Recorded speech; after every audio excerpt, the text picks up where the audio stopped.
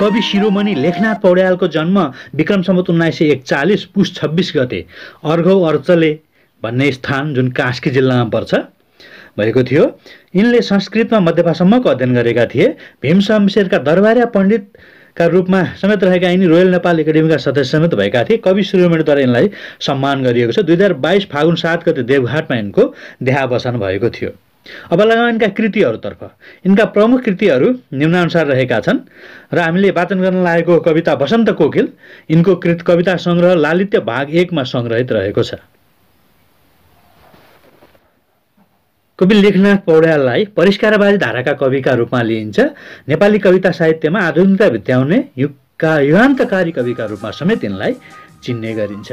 अब लागौँ कविताको वाचनतर्फ।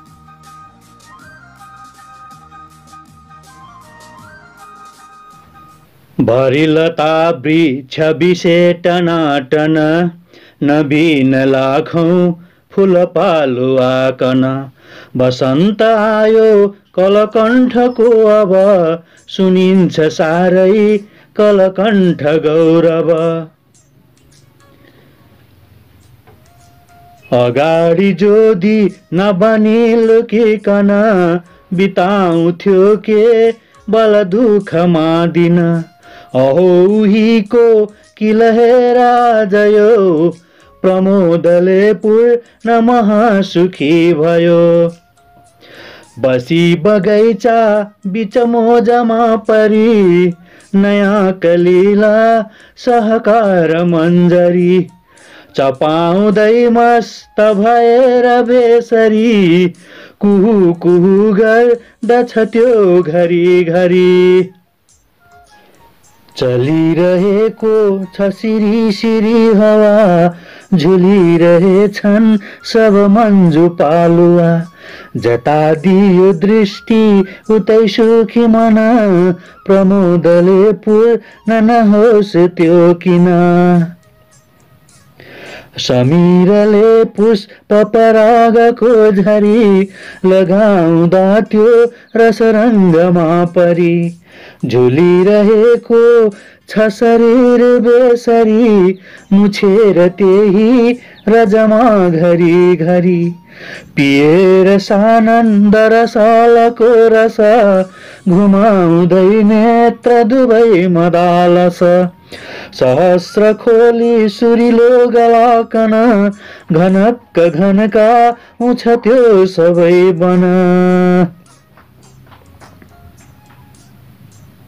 घरी घरी भुर्र उडी अलिकति घुमेर शाखान्तरमा यताउति बडो बहाडी रसिकै बनी तहाँ ढलिमली गर्दछ पालुवा महा चुचो ठड्याई कन चट्ट मन्जरी ठुङ्गेर च्यापी कन देखिने गरी फरक्क फर्कन्छ घरी पछिल्तिर प्रसन्नता साथ लतारी पुच्छर न शीत बाधा न त घामको डर न वाग नङ्गा न त वृष्टिको पीडा बसन्तको गौरवले गरिकन खुसी छ सारै कलकण्ठको मन खुसी छ सारै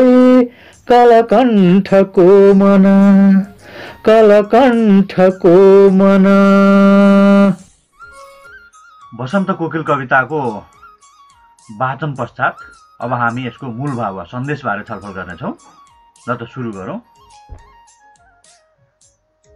यसको मूल भाव वा सन्देश लेखनका लागि सर्वप्रथम तपाईहरूले यी प्रश्नहरूमा केन्द्रित रहनुपर्ने देखिन्छ। कवितामा कविले प्रकृतिको चित्रण के कसरी गरेका छन्, प्रकृति र कोकिल बीचको सम्बन्ध र कोकिलका क्रियाकलापलाई कसरी प्रस्ट्याएका छन्, यी दुईवटा प्रश्नमा केन्द्रित रह्यौँ भने हामी यसको मूल भाव वा सन्देश तयार पार्न सक्दछौँ। यसैमा केन्द्रित रहेर तयार पारिएको मूल भावतर्फ हामी लागौँ। अब मूल भाव लेखनका लागि सबैभन्दा पहिला मुख्य मुख्य बुँदाहरू सङ्कलन गर्नुपर्ने हुन्छ र त्यही बुँदाहरूको आधारमा चाहिँ विभिन्न अनुच्छेदहरूमा संरचित गर्नुपर्ने हुन्छ मूल भावलाई। अब हामी पहिलो अनुच्छेदका लागि केही बुँदाहरू सङ्कलन गरौँ। कवि शिरोमणि लेखनाथ पौड्याल 1941-2022 उनको जन्म र मृत्युलाई कोष्ठभित्र राखिएको छ, द्वारा रचना गरिएको। पहिलो अनुच्छेदका लागि पहिलो बुँदा। दोस्रो बुँदा, पौड्याल प्रकृति प्रेमी कविका रूपमा समेत परिचित। प्रकृतिका विविध रूप मध्येको एक वसन्त ऋतुमा कोइलीका गतिविधि र क्रियाकलापलाई लिएर कविताको रचना गरेका। यसरी चाहिँ यी बुँदाहरू हामीले सङ्कलन गर्यौँ। यसरी सङ्कलन गर्नुपर्छ र यसको आधारमा हामीले चाहिँ अनुच्छेद लेख्नुपर्ने हुन्छ। अब यो बुँदालाई आधार मानेर अनुच्छेद लेख्दा कसरी लेख्ने त्यसको नमुना हेरौँ। वसन्त कोकिल कवि शिरोमणि लेखनाथ पौड्याल द्वारा रचना गरिएको उत्कृष्ट प्रकृति प्रेमी कविता हो। कवि पौड्याल नेपाली साहित्यको क्षेत्रमा प्रकृतिको रसिक वर्णन गर्ने प्रकृति प्रेमी कविका रूपमा समेत परिचित छन्।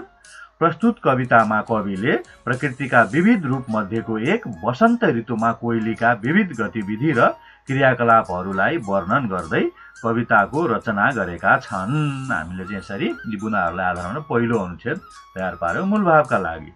अब पहिलो अनुच्छेद यसरी तयार भइसकेपछि हामी दोस्रो मुख्य खण्ड पनि भन्छौँ। त्यो चाहिँ अब एक वा विभिन्न अनुच्छेदमा संरचित हुन सक्छ। त्यसका लागि हामी अगाडि बढ्छौँ। ल त अगाडि लगाउँ। अब दोस्रो अनुच्छेद मूल भावका लागि केही बुँदाहरू छन्, त्यो बुँदाहरूलाई आधार मानेर दोस्रो अनुच्छेददेखि चाहिँ आफैले लेख्ने काम गरिनु होला। बुँदाहरू चाहिँ टिप्पण गर्नुहोस्। वातावरण मनमोहक र सौन्दर्यपूर्ण हुने। ऋतुहरूको राजन वसन्तमा लाखौं पुष्पहरू फुल्ने। वृक्ष तथा लताहरूमा नयाँ पालुवा पलाएर प्रकृति दुलही चाहिँ सिँगारिने।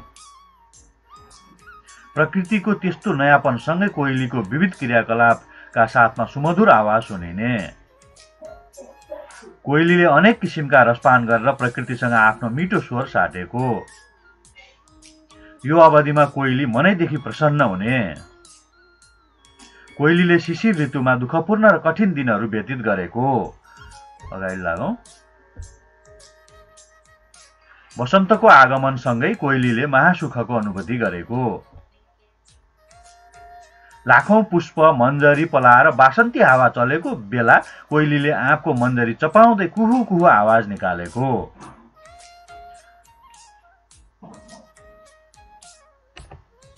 यसरी यी बुँदाहरू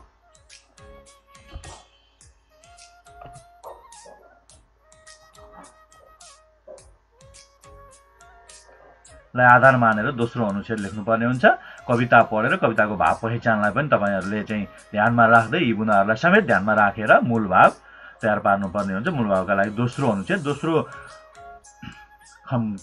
दोस्रो खण्डलाई चाहिँ हामी मुख्य खण्ड भन्छौँ। यो चाहिँ एक अनुच्छेदमै लेख्ने गरेको पाइन्छ। यसलाई चाहिँ एक अनुच्छेद नभएर दुई अनुच्छेद वा त्योभन्दा बढी आवश्यकता अनुसारका अनुच्छेदमा पनि तपाईँहरूले संरचित गर्न सकिन्छ। त्यही अनुसारको चाहिँ लेखन कार्य गर्नुहोला। अब हामी अगाडि बढौँ।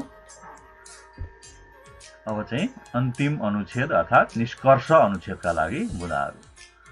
कवि पौड्यालले प्रकृतिको खुलेर वर्णन गरेका वसन्त ऋतुमा सम्पूर्ण पृथ्वी नै हराभरा हुने, ऋतुराज वसन्तको आगमनले कोइली सबैभन्दा बढी प्रसन्न भई विभिन्न क्रियाकलाप गरी रमाउने कुरा अभिव्यक्त गरेका। यी बुँदाहरूलाई आधार मानेर तपाईँहरूले अन्तिम अनुच्छेद अर्थात् निष्कर्ष अनुच्छेद लेख्नुपर्ने हुन्छ। यसरी चाहिँ हामी वसन्त कोकिल कविता कवि शिरोमणि लेखनाथ पौड्यालद्वारा रचिएको वसन्त कोकिल कविताको चाहिँ मूल भाव वा सन्देश तयार पार्न सक्दछौँ। यसका लागि तपाईँले कविता पनि पढ्नुपर्ने हुन्छ। कविताको भाव पहिचानलाई पनि ध्यानमा राख्नुपर्ने हुन्छ र यी बुँदाहरूलाई आधार मानेर चाहिँ विश्लेषणात्मक ढङ्गले सृजनात्मक ढङ्गले आफ्नै मौलिक हुने गरेर चाहिँ मुख्य कुराहरू अर्थात् मूल भाव वा सन्देशहरू लेख्नुपर्ने हुन्छ। अब चाहिँ गृह कार्य, यो प्रश्नको जवाब ती बुँदाहरूमै आधारित रहेर लेख्नुहोस्। यो नै मूल भाव हो यसको। वसन्त कोकिल कवितामा कविले प्रकृतिका साथै कोइलीको क्रियाकलापलाई कसरी प्रस्तुत गरेका छन् वर्णन गर्नुहोस्।